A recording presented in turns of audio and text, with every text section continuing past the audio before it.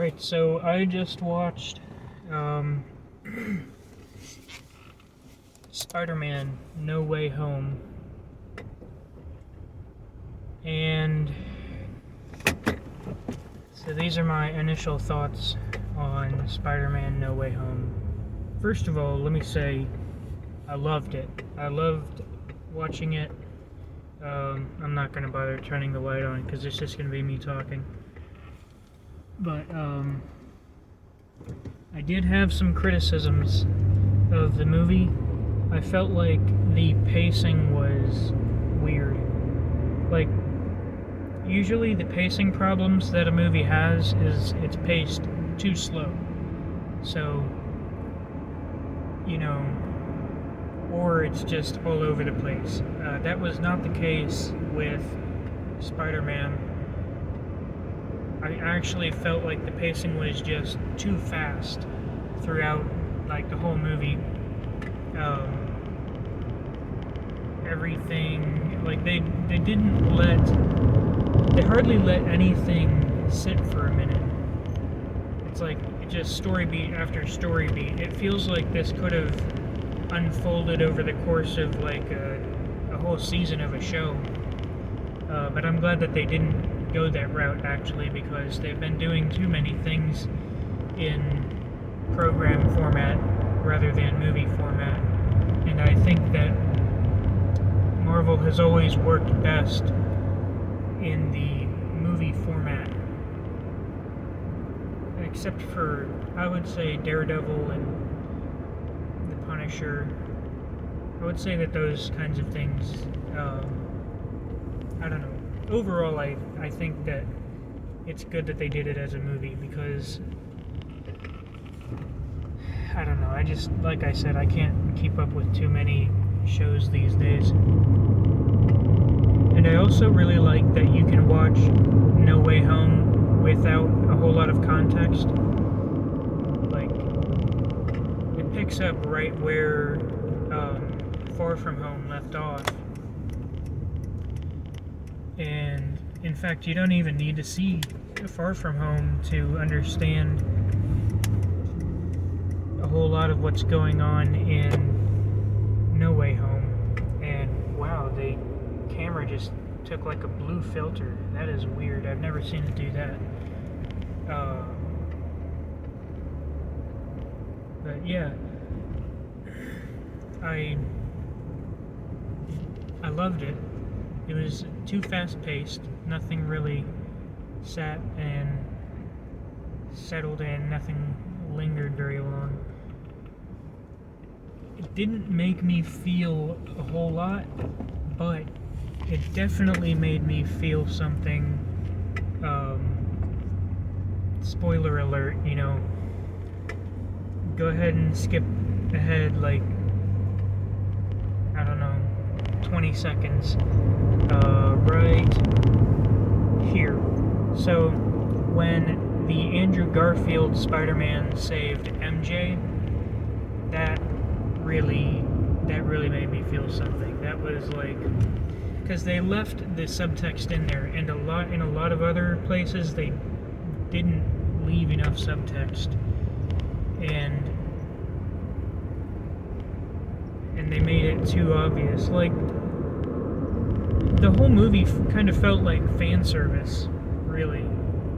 Like, everything is just callbacks to the other movies, and that's great. Like I said, I loved it. And that was actually a huge reason why I loved it, is because of all the fan service, all the, little references, like, just sort of parallelisms, I guess. And it's a powerful story, but I don't think that it was executed as well as it could have been, but I think it was executed well. And like I said, I think it was a great movie, and I would definitely, if you're a huge fan of Spider-Man, like I am, I would definitely recommend seeing this movie. It doesn't really have much for anybody who is a fan of Marvel and not a fan of Spider-Man. Like, if you just like the whole Marvel picture and you don't have any particularly strong feelings about Spider-Man, then, you know, just wait until it comes out on whatever streaming thing they're doing nowadays. Like I said, I don't keep up with any of that stuff. If I want to watch something, I go on the Cinema HD app. And,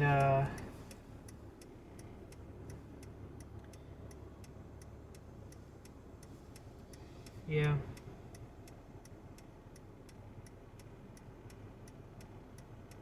The ending was weird, because I don't know exactly where they're going with it. I don't know, like, you really don't get any clue as to what Peter is thinking at the end of the movie, why he makes the decision that he makes. I'm not going to do a spoiler here, because if you've seen the movie, then you know what I'm talking about.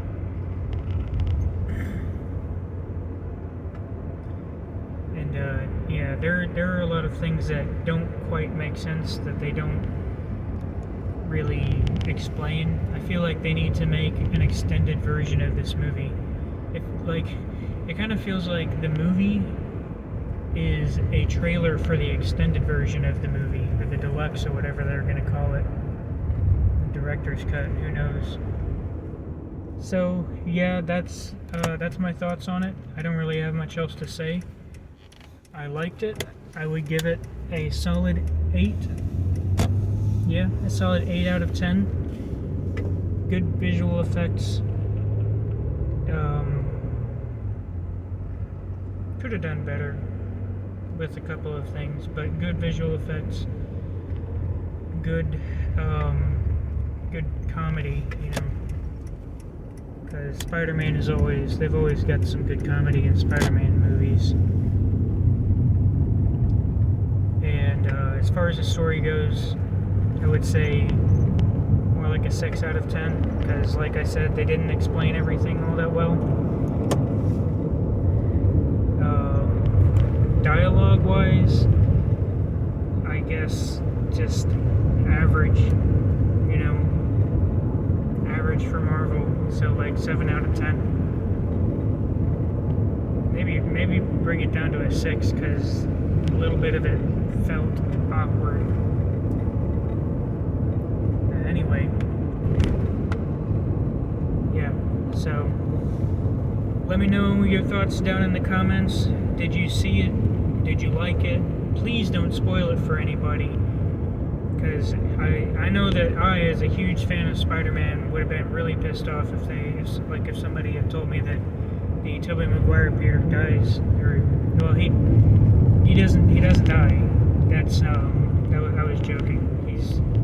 Forget that I said that. Anyway, yeah, forget that I said that. But yeah, hit the like button, do all the YouTube stuff, hit the subscribe button, and have a very Merry Christmas. Or, well, I hope you had a Merry Christmas, since I'm shooting this video at 10:30 p.m. on Christmas Day anyway. Bye.